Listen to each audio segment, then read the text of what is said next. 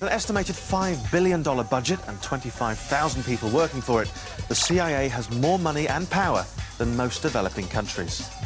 But that immense power has often been used to cause immense screw-ups. Today it's all about the flights of suspects to secret prisons in Europe. But over the years, the CIA has done much worse. At times, it's supported Augusto Pinochet and Saddam Hussein. It's destabilised governments and countries, supported genocidal regimes, and turned a blind eye to drug trafficking, all to follow its goal of protecting American interests. Thank you. God bless you. And good night. Of course, conspiracy theorists blame the CIA for everything from assassinating JFK to faking the moon landings. But we're going to ignore the fiction and concentrate on the facts for the next 2 hours as we dust down the files of the CIA's biggest and most secret operations and reveal the secrets of the CIA.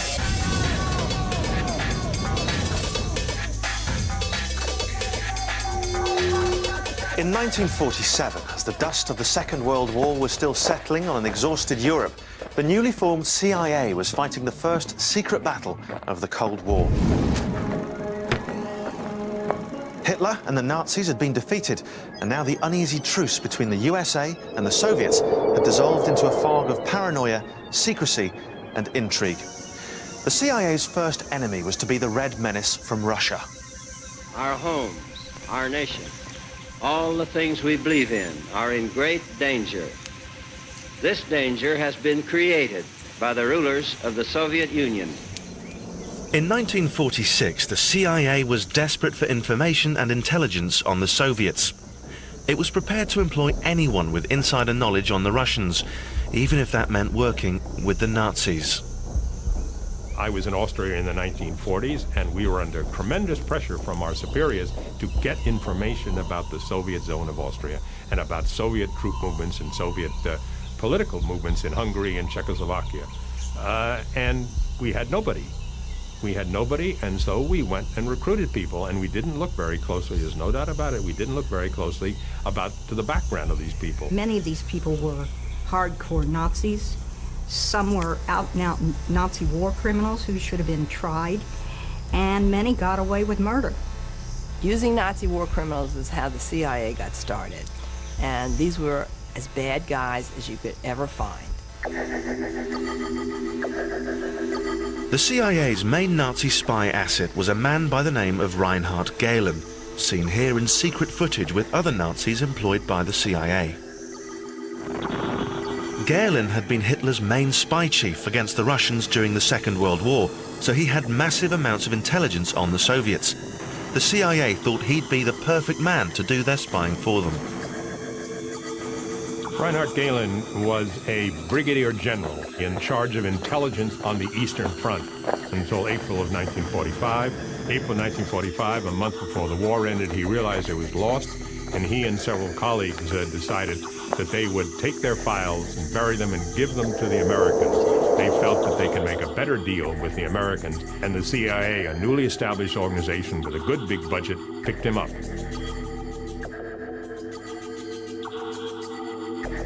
The CIA brought hundreds of Hitler's ex-intelligence officers back to the USA after the war. At secret bases, they were retrained as CIA spies, then sent back to Germany to start spying on the Russians.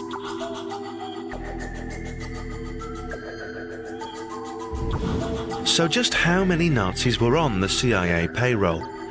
Ex-Congresswoman Elizabeth Holtzman has spent years uncovering the CIA's secret Nazi files. We've discovered already 100 names of Nazi war criminals who were working in Gehlen's operation.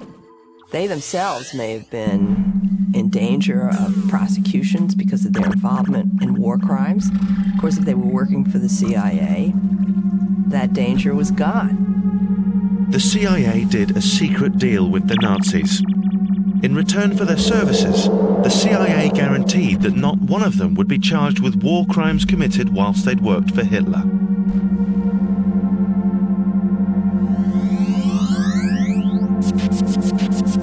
Why didn't anybody stop to ask the moral question? At that point, no one could hide anymore from the secrets of Auschwitz. The concentration camps and what happened in them were writ large over Europe. People understood the horrors of what the Nazis had done.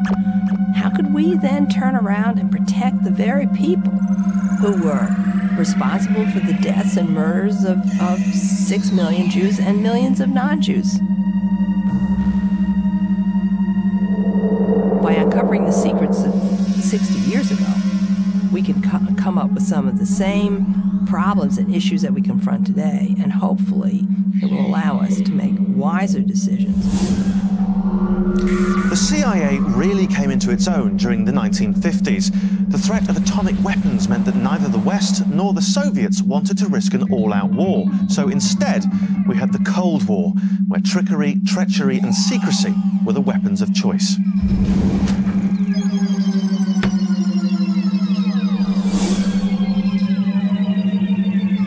By 1958, with communist paranoia at fever pitch, the CIA became convinced that the Russians had a new and powerful secret weapon.